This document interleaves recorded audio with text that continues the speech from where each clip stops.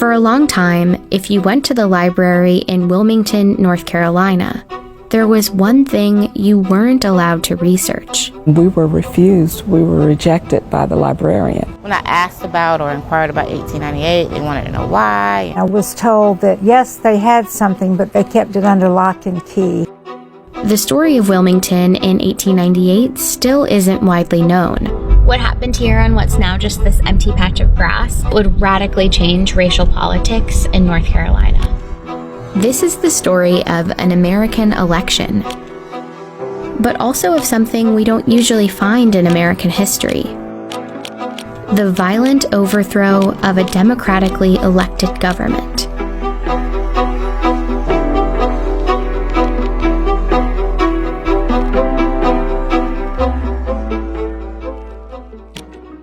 In the late 1800s, Wilmington, North Carolina was the state's largest city. It had a majority black population, and historians today describe it as a rarity in the post-Civil War American South. Wilmington, prior to November 1898, was what the New South could be at the cusp of the 20th century. There was an unusual degree of black prosperity.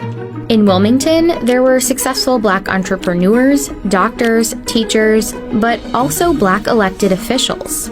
And for a time, that was true throughout the state. Take a look at the politicians on this poster of the 1889 North Carolina House of Representatives. Here at the bottom are black Republican representatives, some from Wilmington. North Carolina also sent 4 black Republicans to the U.S. Congress between 1875 and 1899.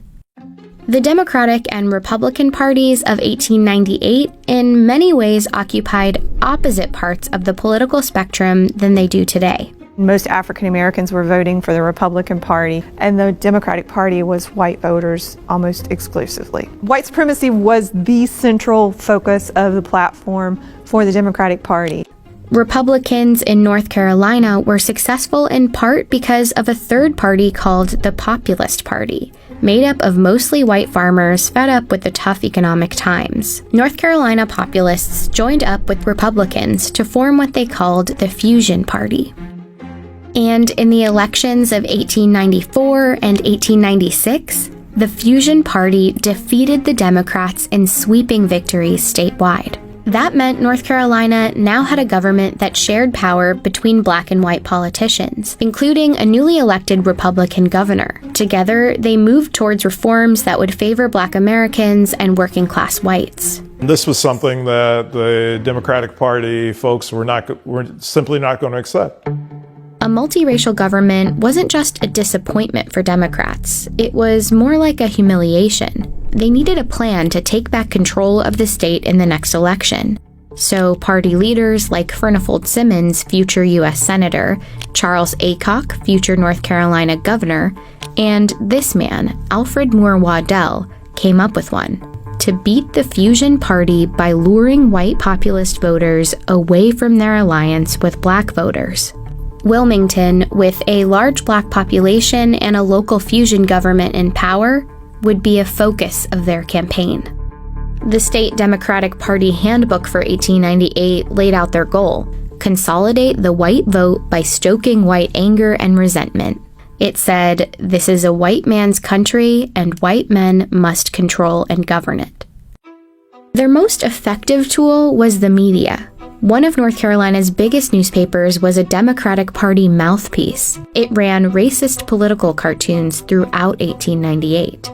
Not everybody was literate in 1898, but to see a political cartoon of the type that ran, you may not be able to read it, but you know exactly what it means. Many of the cartoons were centered on the threat of Negro rule, even though the fusion government was mostly white. They also played up another fear. Black men threatening white women became a theme. White men need to do all that they can to protect white womanhood. This was all part of North Carolina Democratic strategy, but it echoed the national racist rhetoric of the time. In one speech that Democrats printed in a Wilmington paper, A prominent Georgia writer named Rebecca Felton said, "If it takes lynching a black man a day to protect white womanhood, I say lynch." Her speech prompted a Wilmington black man named Alex Manley, owner of the Black-run Daily Record newspaper, to respond with a column. He made a simple observation that, at the time, was shocking. That white women who had liaisons with black men did so voluntarily and enthusiastically. Manley wrote, "Every Negro lynched is called a big burly black brute, when in fact many were sufficiently attractive for white girls to fall in love with them." Manley pretty much said, in a nutshell, sometimes white women choose to be with black men. Manley's editorial became another tool for Democrats. Newspapers reprinted it, called it a horrid slander, and ran comments about it on a daily basis. It was just a few months before the election, and white voters were angry.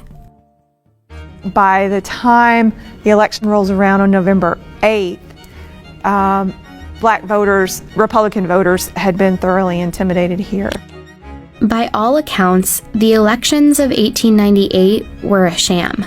The Democratic Party had a paramilitary group called the Red Shirts. They attacked and blocked black residents from voting. At a rally just before the election, Alfred Moore Waddell provoked the crowds. He said, "Negro office holding ought at once and forever be brought to an end, even if we have to choke the current of the Cape Fear River with carcasses." The votes were counted, and the Democrats won. Democratic candidates won every seat they had a candidate up for election in. But some local fusionist politicians remained in power because their seats hadn't been up for re-election, like the white Republican mayor and the Board of Aldermen. And of course, the election did nothing to undo the economic power black folks held in the city. The Democrats had won the election, but their goal of total white supremacist control remained out of reach. And so they engineered what was essentially a coup d'etat.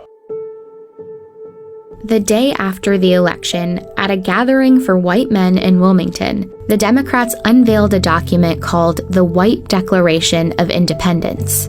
It contained an ultimatum. Cynthia Brown, whose descendants were in Wilmington back in 1898, is a historian at her church where there's a preserved copy of the declaration from the next day's newspaper. "We will no longer be ruled and will never again be ruled by men of African origin."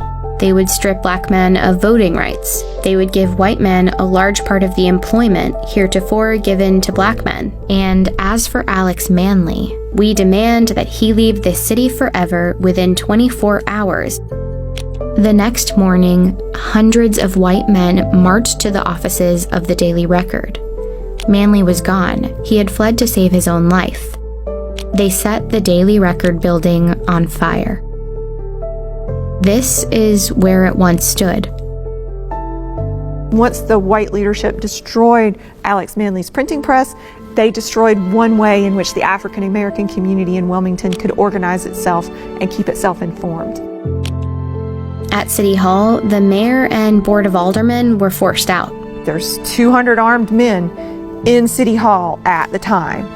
They didn't do it of their own free will. And as they resigned, a new member selected by the Democratic Party was voted into office. Waddell, who once threatened to fill the Cape Fear River with black bodies, was the new mayor of Wilmington.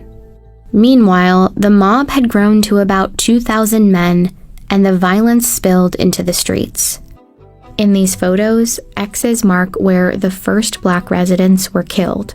The stories are that they were dumped into the river, and there are varying stories about how many people were killed. I see 40 to 60 clearly as fatalities as a result of the violence, but I think it was higher. Many black residents hid for days in the swamps and the wooded cemeteries in the city, including Cynthia's great-grandmother. And thousands of other residents fled Wilmington, never to return. Shortly afterward, Democrats printed booklets celebrating a glorious victory, and in the newspapers depicted black residents as the instigators. This image is a gross misrepresentation of what actually happened during 1898. You know, what you see is African American men with guns, not white men with machine guns. The city never regained its black majority population. Jim Crow laws like literacy tests and poll taxes that prevented black people from voting were immediately enacted, and Wilmington's spirit of black opportunity was crushed. Black political representation in the state was over.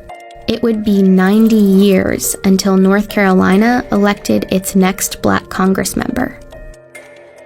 Wilmington did a really great job of covering up a very dark past for a very long time. Over the years, the textbooks on North Carolina's history have struggled to accurately describe what happened in 1898.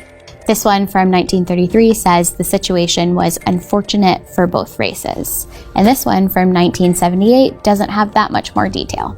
But they both praise Charles Aycock, a politician who helped perpetrate the riot. They say he had a keen mind and a kind heart, and that, in fact, he was one of the best friends that the colored people had in the state. It's a legacy that North Carolina has yet to fully undo. The names of the perpetrators are on Wilmington's school buildings and city parks. But the legacy is also bigger than those names. Turn on the news, and the state's long history of political suppression echoes. And we turn to a strict new voter ID law in North Carolina. Racial gerrymandering and a push for new voting maps. The court says the Republican-led legislature redrew congressional districts along racial lines, violating the Constitution. There's a tremendous amount of intimidation that is still felt by the black community. It doesn't have to be mass mayhem and violence in the streets. The strategy shifts towards designing state laws in such a way that you could exclude blacks from voter participation. The subliminal pursuit of continuing the white Declaration of Independence. And if you don't see it for what it really is, it can happen all over again.